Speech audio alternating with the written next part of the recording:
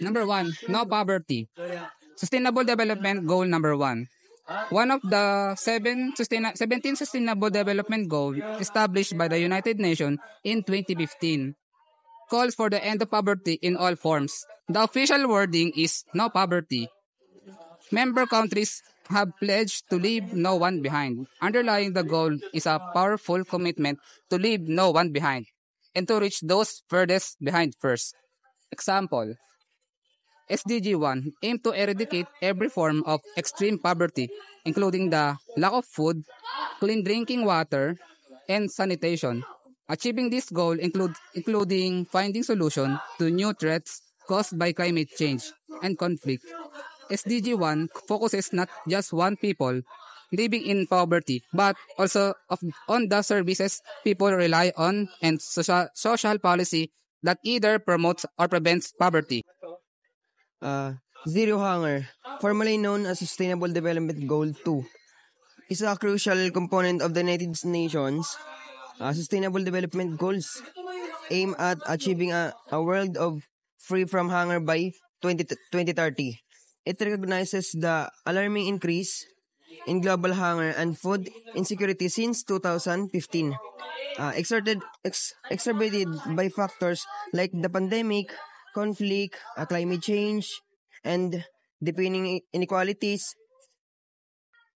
SDG 2 encompasses a multiple-dimensional approach to address the root causes of hunger and malnutrition, aiming to example, end hunger and ensure access to safe, nutritious, and nutritious food. This target seeks to guarantee year-round access to food for all, particularly the poor and vulnerable, including infants.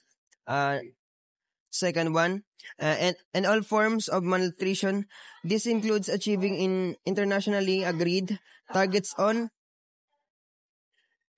stunting the wasting in children under 5 years of age by 2025, and addressing the nutritional needs of adolescent girls, pregnant and lactating women, and good health and well-being. Sustainable Development Goals 3.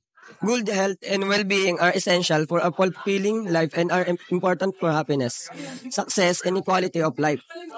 Now, the World Health Organization, WHO, defines health as a state of complete physical, mental, and social well-being, not just the absence of disease.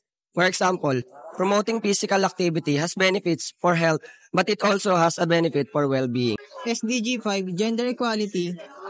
Sustainable Development Goal SDG 5 focus on achieving gender equality and improving all power women and girls, aims to eliminate discrimination, violence, and harmful practice against making roles.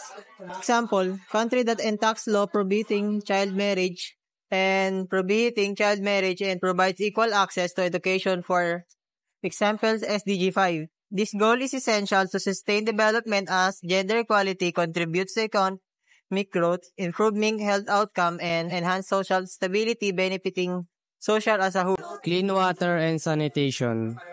Clean water and sanitation refers to the ability to sustainable management of safe and accessible drinking water and proper sanitation facilities that promote hygiene and health for all individuals. It is fundamental to human well-being, public health, and economic development. Clean water is safe to drink, free from harmful contaminants like pathogens, chemical, and pollutants. The use of clean water is essential for drinking, cooking, and washing, agriculture, and industrial processes. There are many examples of clean water, like drinking water supply system, rooftop water collection system, and in rural areas and community wells as well. And sanitation. Sanitation is involved system and practice that ensure hygiene, waste disposal, and including human excreta and wastewater and solid waste. what is the importance of sanitation? The importance of sanitation is to prevent environmental contamination and reduce the spread of disease and promotes the dignity and safety of the people. There are many examples of sanitation like hand washing stations, public hand washing facilities like in school and markets and equipped with soap and clean water and composting toilets like it is used of grid or rural communities. These toilets is decompose waste into compost. And the last one is proper drainage and sewage in infrastructure. 7. Affordable and clean energy refers to the provision of energy services that are accessible, affordable, and reliable. Sustainable, it involves ensuring universal access to electricity and modern energy sources, while reducing reliance on fossil fuels and transitioning to renewable energy alternatives. For example, promoting, adopting, and deploying energy sources such as solar, wind, hydropower, and geothermal energy. Decent work and economic growth. Decent work and economic growth is a sustainable development goal, SDG 8, established by the United Nations aiming to promote inclusive and sustainable economic growth, full and productivity, employment, and decent work for all. These include ensuring fair wages, social protection, and safe working conditions while eradicating forced labor and discrimination in workplace 1 to 5.